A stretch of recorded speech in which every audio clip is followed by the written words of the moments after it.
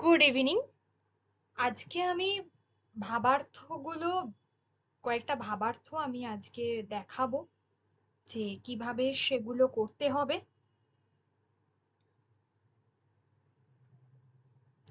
সবার আগে যেটা বলবো সেটা হচ্ছে যে প্রথমেই বলা হচ্ছে মানে ভাবার্থ করতে গেলে আমাকে কি নিয়ম ফলো করতে হবে।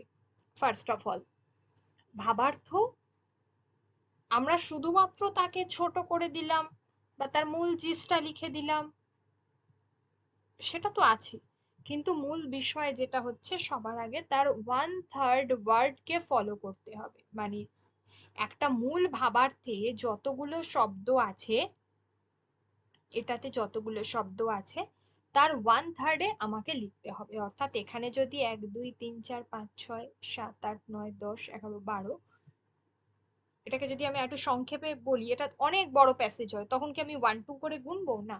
1 2 3 4 5 6 7 8 9 10, 10টা আছে, 1 2 3 4 5, তাহলে 5 10 হচ্ছে 50, একটা অ্যাভারেজ 52টা রয়েছে, ঠিক আছে? তাহলে যদি 52টা থাকে, তাহলে আমি যদি এটাকে 51 করে নিই সাপোজ, তো ওই 17 থেকে 20, ঠিক আছে? 1/3 যদি আমি করে নিই, ম্যাক্সিমাম 20 ওয়ার্ড, 18 থেকে 20-র মধ্যে আমাকে লিখতে হবে। তো সবার প্রথমে আমি যেটা বলবো, প্রথম যে অনুচ্ছেদটা রয়েছে, বলা হচ্ছে ভাবার্থতে যে বর্তমান যুগে শিক্ষার অর্থ কেবল ডিগ্রি অর্জন বা পরীক্ষায় ভালো ফল করা হয়ে দাঁড়িয়েছে। অর্থাৎ শিক্ষা বলতে আমাকে একটা ডিগ্রি অর্জন করতে হবে বা আমাকে ভালো রেজাল্ট করতে হবে। রবীন্দ্রনাথ তোতা কাহিনীতে যেটা বলে গিয়েছিলেন যে শিক্ষাকে নিজের ভিতরের মধ্যে প্রবেশ করানো, সেটা নয়। কিন্তু প্রকৃত শিক্ষা যেটা মানুষের মনুষ্যত্বকে জাগিয়ে তোলে, মানে ভালো মন্দ বিচার করতে শেখায়, যে শিক্ষা মানুষকে দয়া, পরোপকার, সততা, মানে মানুষের মধ্যে ফিলিংস, অনুভূতিগুলো জাগ্রত করে, দায়িত্ববোধ শেখায় না, তা কুশিক্ষা মাত্র। কেবল পুঁথিগত বিদ্যা অর্জন করে বড় চাকরি পেলেই জীবন সফল হয় না। সমাজ ও দেশের কল্যাণে নিজেকে নিয়োজিত করাই হলো শিক্ষিত মানুষের প্রধান কর্তব্য। তো এই যে এটা আমি ডিসকাস করছি, এই ধরনের প্যাসেজের উত্তরটা কি হতে পারে? সবার প্রথমে এখানে বলছে তাহলে শিক্ষা শুধুমাত্র মুখস্থ বিদ্যা নয়, শিক্ষা শুধুমাত্র মুখস্থ বিদ্যা নয়, প্রকৃত শিক্ষা হচ্ছে যেখানে মানুষ যে শিক্ষার দ্বারা নিজেকে, তার মূল্যবোধ জাগ্রত করে, তার নিজের মূল্যবোধ জাগ্রত, অর্থাৎ সে ভালো মন্দ, কোনটা ভালো কোনটা মন্দ সেটার বিচার করতে শিখে, সেটাই হলো প্রকৃত শিক্ষা। যে শিক্ষা তাকে বলে যে দেশের এবং মানুষের ভালো করতে হবে, দেশের জনগণের কল্যাণ সাধন করতে হবে, সেই শিক্ষাই হচ্ছে প্রকৃত শিক্ষা। আর যে শিক্ষা শুধুমাত্র পুঁথিগত বিদ্যা, ডিগ্রি অর্জন করা বোঝায়, ভালো ফল করা, সেটা আসলে শিক্ষা নয়, সেটা হচ্ছে কুশিক্ষা। তাহলে লেখক এখানে শিক্ষার যে প্রয়োজনীয়তা সেটাকে বুঝিয়েছেন। তাহলে আমি যদি মনে করি যে এটাকে, এটার এই প্যাসেজটার একটা প্রথমে আমাকে শিরোনাম দিতে হবে, আমি এখানে দিতে পারি যে শিক্ষার প্রকৃত উদ্দেশ্য। আচ্ছা, শিক্ষার প্রয়োজনীয়তা হতে পারে, প্রকৃত উদ্দেশ্য হতে পারে,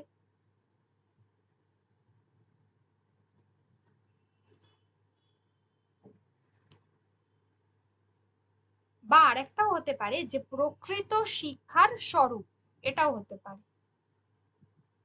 এগুলো আমি সবগুলোই শিরোনাম নিয়ে আলোচনা করলাম যে এটার কি কি শিরোনাম হতে পারে। প্রকৃত শিক্ষার স্বরূপ এটাও হতে পারে। তাহলে আজকে যেটা ফার্স্ট আমি বলেছিলাম যে ভাবার্থগুলো করাবো, এই ভাবার্থর মধ্যে যেটা হচ্ছে বললাম যে এই যে প্যাসেজটা রয়েছে যেখানে মূল যে বিষয়টা বলতে চাইছে যে শিক্ষা মানে শুধুমাত্র ডিগ্রি অর্জন করা নয়, শিক্ষা মানে শুধুমাত্র ভালো ফল করা নয়, এই যে শুধুমাত্র যদি আমি ভালো ফল অর্জন বা ডিগ্রি অর্জনের জন্য শিক্ষা লাভ করে থাকি, তাহলে সেই শিক্ষাটা কখনো মানুষের ভালো করতে পারে না, সেটা আসলে কুশিক্ষা। যে শিক্ষা মানুষের মনুষ্যত্বকে জাগিয়ে তোলে, যে শিক্ষা দয়া মানুষের মধ্যে অনুভূতি জাগায়, যে পরোপকার করতে হবে, দেশের দশের অর্থাৎ দেশের এবং দেশের মানুষের কল্যাণ সাধন করতে হবে, যে সৎভাবে মানুষকে বাঁচতে শেখায়, যে মানে মানুষের দায়িত্ববোধ গ্রহণ করতে শেখায়, সেই শিক্ষাই কিন্তু আসল শিক্ষা হলো।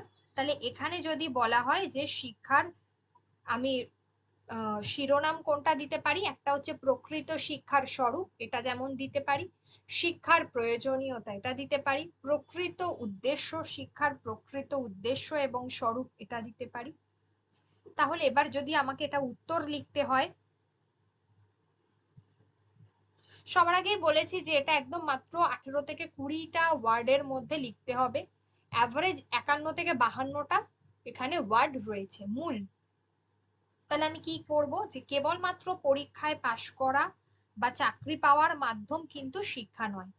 কেবলমাত্র পরীক্ষায় পাশ করা বা চাকরি পাওয়া অর্থাৎ একদম প্রথম থেকে আমি যেটা এর দ্বিতীয় যে ভাবার্থ করতে গেলে যেটা দ্বিতীয় লাগে, যে ঘটনাটাকে আমি কিন্তু পর পর সাজিয়ে লিখবো। আমি কখনোই প্রথম থেকে নেব আর শেষ থেকে নেব, মাঝখানটা থেকে নেব, এরকম মানে খাবলা খুবলি করলে হবে না, ঠিক আছে? খাবলে নিলে হবে না, একদম প্রথম থেকে কনসিকুয়েন্টলি পর পর একটা সামঞ্জস্য বজায় রেখে লিখতে হবে।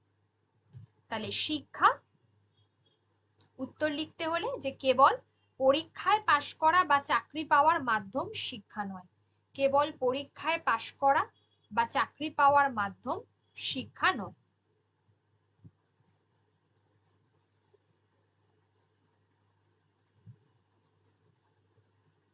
প্রকৃত শিক্ষার মূল উদ্দেশ্য হলো মানুষের ভেতরের সততা এবং মনুষ্যত্বকে জাগ্রত করা, সমাজ কল্যাণে জনকল্যাণে নিজেকে নিয়োজিত করা, দেশের কল্যাণে। আচ্ছা, এখানে সমাজ কল্যাণে বা এটাকে এই যে ওয়ার্ডটা রয়েছে এটা তো প্যাসেজেরই ওয়ার্ড, তো এটাকে আমি আরেকটা করতে পারি জনহিত কার্যে,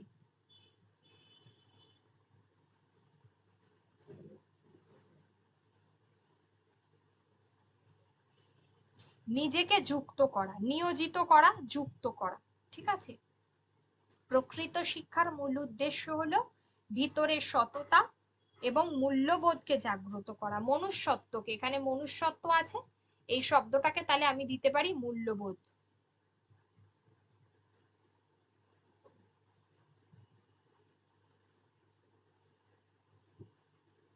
পরোপকার, যে পরের উপকার করে থাকে, সততা, ঠিক আছে, দায়িত্ববোধ, এইগুলো একজন মানুষকে যে সৎ হতে শেখায়,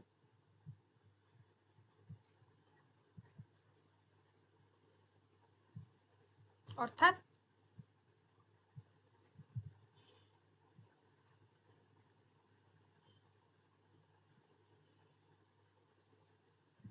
আনুগত্য, ঠিক আছে, সত্যের প্রতি আনুগত্য, আন্তরিকতা, আন্তরিক হতে শেখায় যে মানুষটাকে, সেটাকেই আমরা তাহলে বলবো কি, যে সেটাকেই আমরা বলবো হচ্ছে যে সেটাই হলো শিক্ষার প্রকৃত উদ্দেশ্য। তাহলে এক কথা এটাকে যদি আমি সলভ করি, উত্তর লিখবো যে কেবল পরীক্ষায় পাশ করা বা চাকরি পাওয়ার মাধ্যম শিক্ষা নয়, তাহলে শুধুমাত্র কেবলমাত্র পরীক্ষায় ভালো সফল হওয়া, ভালো নম্বর পাওয়ার অর্থ শিক্ষা নয় বা মাধ্যম শিক্ষা নয়। প্রকৃত শিক্ষার মূল উদ্দেশ্য হলো মানুষের ভিতরের মূল্যবোধকে জাগ্রত করা, আর একটা হচ্ছে যে আন্তরিকতা, আন্তরিকতা জাগানো, সত্যের প্রতি যে সততার যেটা রয়েছে, সত্যের প্রতি আন্তরিক হওয়া, ঠিক আছে, এবং জনহিতকর কার্যে যুক্ত করা, নিজেকে যুক্ত করা, প্রকৃত শিক্ষার এটাই উদ্দেশ্য। তাহলে এইটা আমাকে লিখতে হবে 20 ওয়ার্ডসে। আমি সব উত্তর দিয়ে দেবো। প্রথমটা নিয়ে তাহলে বুঝতে কোনো অসুবিধা আছে? ফার্স্ট এডটা নিয়ে?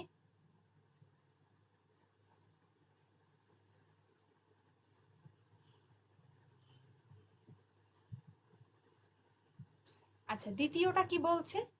দ্বিতীয়টা বলছে যে জগতে কোনো কাজই ছোট নয়, যিনি মাথার ঘাম পায়ে ফেলে মাঠে ফসল ফলান, আর যিনি শীতাতপ নিয়ন্ত্রিত ঘরে বসে মানে এসি ঘরে বসে শাসন কাজ চালান, মানে যিনি চাষী এবং যিনি হচ্ছেন, আমি এক কথায় যদি বলি, কোনো একজন অফিসার, এই দুয়ের কাজের মধ্যে কিন্তু কোনো ছোট কেউ বড় এটা একদমই বিভেদ করা উচিত নয়। উভয়ের শ্রমই সমাজের জন্য সমানভাবে গুরুত্বপূর্ণ, একদমই তাই। আমি যদি শুধু বলি যে যিনি এসি ঘরে বসে আছেন তিনি যে কাজটা করছেন সেটাই গুরুত্বপূর্ণ, তাহলে তিনি তো আর ফসল ফলাবেন না। ফসল যদি না ফলানো হয় তাহলে দেশের মানুষ খাবে কি? আবার এই মানুষটাই যদি কাজ না করে তাহলে দেশের মানুষের সার্বিকভাবে যে তার যে কাজগুলো, তার যে প্রশাসনিক কাজগুলো, সেগুলো হবে। তাহলে কোনো একটি পেশাকে নিচু চোখে দেখার মানসিকতা সভ্য সমাজের লক্ষণ নয়। শ্রম বিমুখ জাতি কখনো উন্নতির শিখরে পৌঁছতে পারে না। একজন জাতি যদি শ্রম বিমুখ হয়, সে যদি সঠিকভাবে কাজ না করে, সে কখনোই জীবনে উন্নতির শিখরে অর্থাৎ উন্নত জাতি হতে পারবে না। কায়িক মানে কার্যক্ষেত্রে দৈহিকভাবে এবং মানসিকভাবে সব ধরনের শ্রমকেই শ্রদ্ধা করাই হচ্ছে প্রকৃত প্রগতি, তবেই একটা দেশের সামগ্রিকভাবে উন্নয়ন সম্ভব। হলো? তাহলে এটাকে যদি আমি উত্তর লিখি, শিরোনাম কি দিতে পারি? শিরোনাম এখানে আমি দিতে পারি যে শ্রমের মর্যাদা।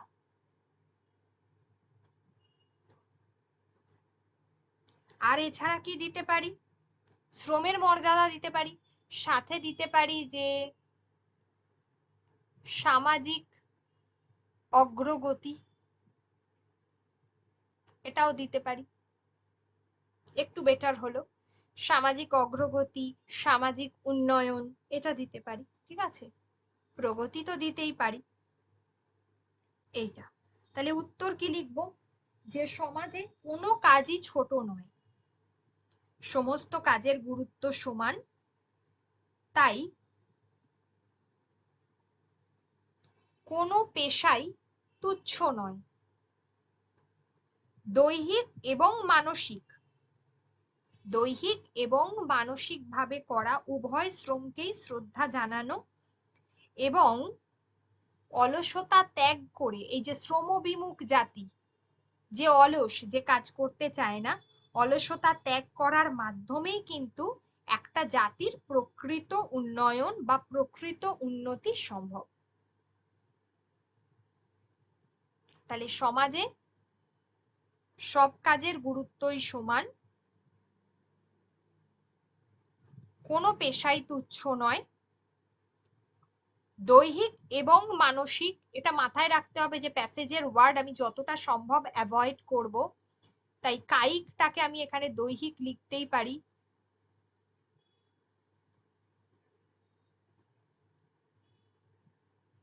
উভয় শ্রমকেই গুরুত্ব দেওয়া উচিত, শ্রদ্ধা জানানো উচিত,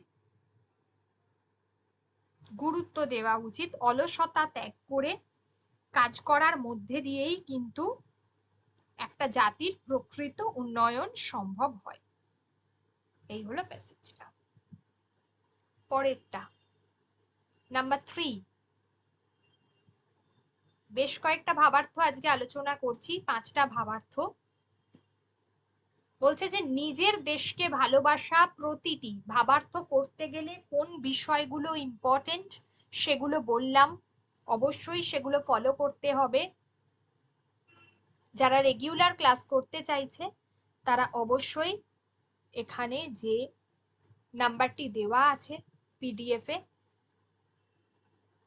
স্ক্রিনের মধ্যে, অবশ্যই এই নাম্বারে যোগাযোগ করুন।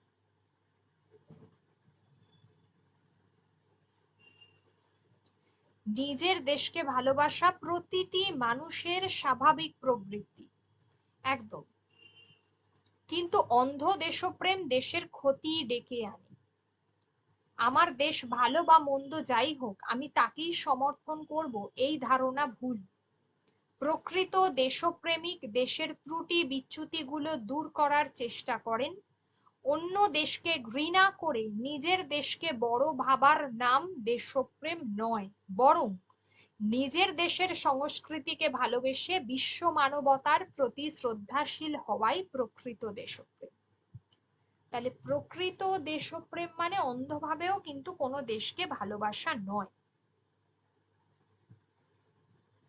এখানে তাহলে আমরা কি বলতে পারি? একটা বলতে পারি যে দেশপ্রেমের, প্রকৃত দেশপ্রেমের সংজ্ঞা, এটা যেমন আমরা বলতে পারি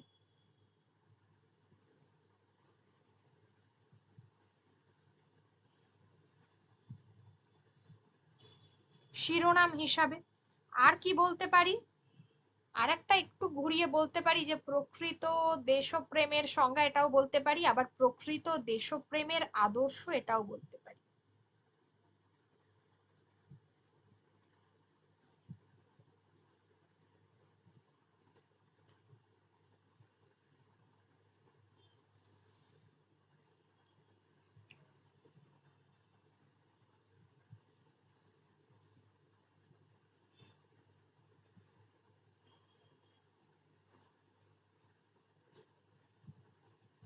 আচ্ছা, এখানে কি করতে হবে না, নিজের দেশকে ভালোবাসা মানুষের স্বাভাবিক প্রবৃত্তি। তাহলে অন্ধভাবে দেশকে সমর্থন করা বা অন্য জাতিকে ঘৃণা করা, এগুলো প্রকৃত দেশপ্রেম নয়।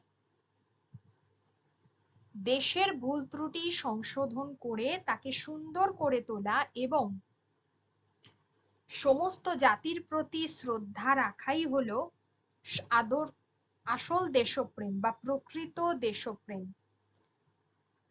বা আদর্শ দেশ, এটাই হচ্ছে প্রকৃত দেশপ্রেমের আদর্শ। ঠিক আছে? তাহলে এইভাবে গুছিয়ে এটাকে লিখতে হবে। তাহলে অন্ধভাবে দেশকে সমর্থন করা বা অন্য জাতিকে ঘৃণা করা প্রকৃত দেশপ্রেম নয়। দেশের ভুল ত্রুটি সংশোধন করে তাকে সুন্দরভাবে গড়ে তোলা বা সুন্দর করে তোলা এবং বিশ্ব মানবতাকে শ্রদ্ধা করাই আসল দেশপ্রেম।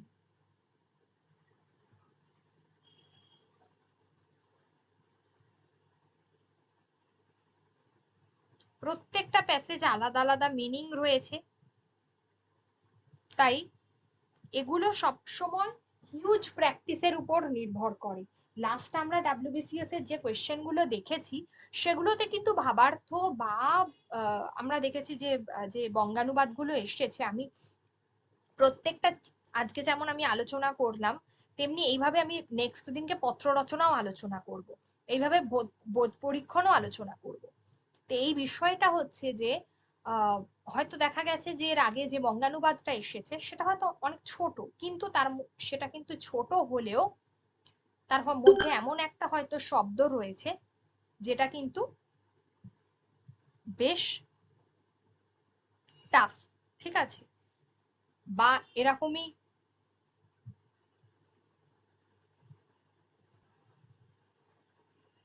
তাহলে কি হবে, যে পরেরটা বলছে যে সাহিত্য, সাহিত্য হলো সমাজের দর্পণ। অর্থাৎ আমরা দেখেছি সিনেমা, সাহিত্য, আমাদের সমাজে চারপাশে যা কিছু ঘটছে সেটাই কিন্তু সিনেমার মধ্যে দিয়ে মানুষের কাছে পৌঁছানো যায়, আরো বেশি করে পৌঁছানো যায়। এইটাই তো সাহিত্যও তাই, সাহিত্য হলো সমাজের দর্পণ, সমাজে যা কিছু ঘটে ভালো মন্দ আনন্দ বেদনা সব তারই কিন্তু প্রতিফলন ঘটে সাহিত্যের পাতায়। একজন সাহিত্যিক শুধু গল্প বা কবিতা লেখেন না, তিনি তার লেখনির মাধ্যমে সমাজের অন্যায় ও কুসংস্কারের বিরুদ্ধে প্রতিবাদ জানান। যে সমাজ সাহিত্য চর্চায় পিছিয়ে পড়ে সেই সমাজের মানসিক বিকাশ রুদ্ধ হয়ে যায়। তাই সমাজকে সুস্থ ও সুন্দর রাখতে সাহিত্যের অবদান অনস্বীকার্য। তাহলে আমি এখানে কি বলবো, আমি এটা বলতে পারি যে সাহিত্য সমাজের দর্পণ, প্রথম যে লাইনটা আছে সেটা দিয়ে বলতে পারি ভাবার্থ, সাহিত্য ও সমাজ এটাও বলতে পারি।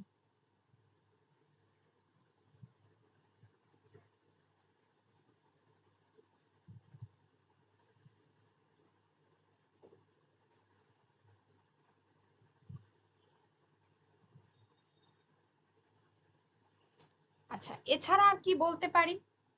আর বলতে পারি যে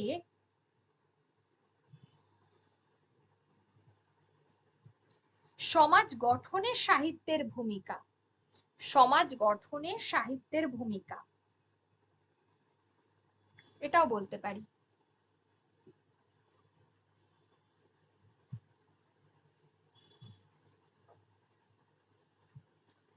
উত্তরগুলো যারা চাইছো তারা অবশ্যই ক্লাস করতে পারো, পেড ব্যাচ ছাড়া।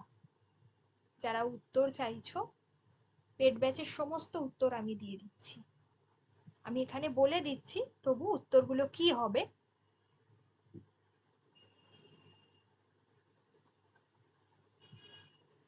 তাহলে এটাকে আমি এইভাবে করতে পারি যে সাহিত্য সমাজের বাস্তব রূপকে তুলে ধরে এবং অন্যায়ের বিরুদ্ধে প্রতিবাদ জানায়। একটি জাতির মানসিক বিকাশ এবং সুস্থ সমাজ গঠনে নিয়মিত সাহিত্য চর্চা অপরিহার্য। কেন বলা হয়েছে? ওই যে অন্যায় এবং কুসংস্কার, ঠিক আছে,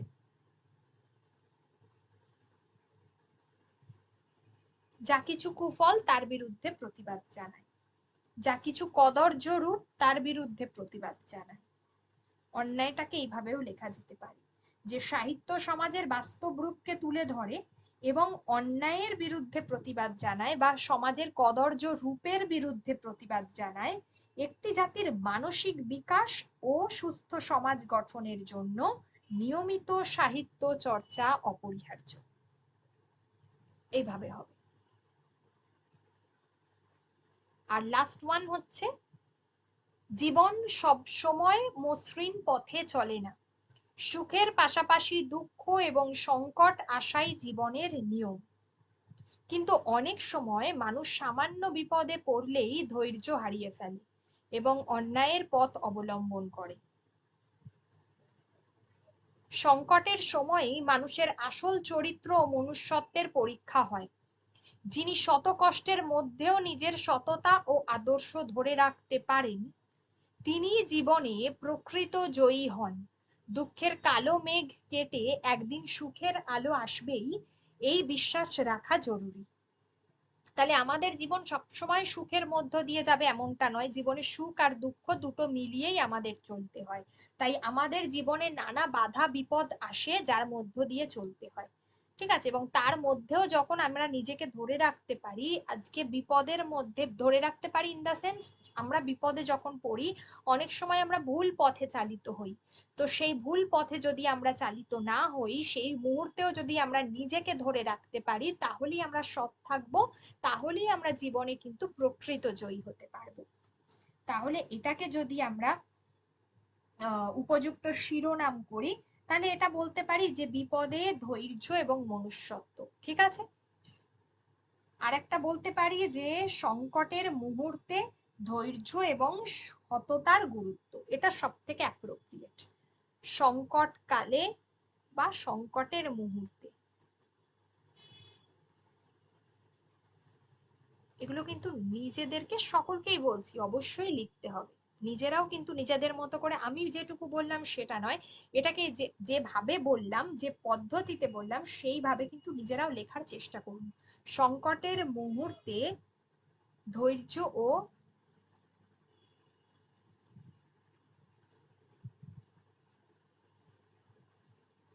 সততার গুরুত্ব। তাহলে কি বলতে পারি? যে জীবন হলো সুখ দুঃখের সমষ্টি। বিপদের মুখোমুখি হয়ে অধৈর্য না হয়ে এবং শেষ মুহূর্তে অসৎ পথ অবলম্বন না করে সততার এবং আদর্শকে ধরে রাখার মধ্য দিয়েই মানুষের আসল চরিত্রের পরিচয় পাওয়া যায়। তাহলে জীবন সুখ দুঃখের সমষ্টি। বিপদের মুখোমুখি হলে এটা এইভাবেও করা যেতে পারে যে জীবন সুখ এবং দুঃখ দুয়ের মধ্য দিয়ে অতিবাহিত হয়, ঠিক আছে, এইভাবেও করা যাবে। বিপদে অধৈর্য না হয়ে সততাকে, জীবনের সততাকে বা সৎ পথকে অবলম্বন করতে হবে এবং ধৈর্যের সাথে বিপদের মুহূর্তে ধৈর্যের সাথে নিজেকে সৎ পথে ধরে রাখার মধ্য দিয়েই আসল চরিত্রের পরিচয় পাওয়া যায়। এইভাবেও লেখা যায়। ঠিক আছে।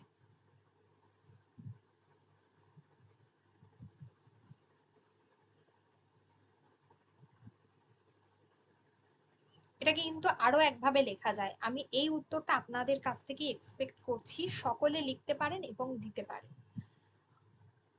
আমি কিন্তু আমার এবং প্রত্যেকে আমি প্রত্যেকে আমাকে ইউটিউবেও মানে আমাকে জানাতে পারেন যে কিভাবে হতে পারে।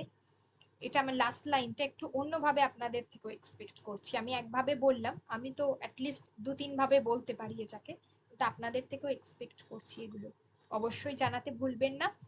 পরের দিনের ক্লাস দেখুন, আর যারা পেড ক্লাসে ক্লাস করতে চাইছেন তাদের জন্য স্যাটারডে প্রতি শনিবার ক্লাস হবে, কারণ এইভাবে লাইভ ক্লাস সব সময়ের জন্য আর ওপেন টু অল সকলের জন্য হবে না।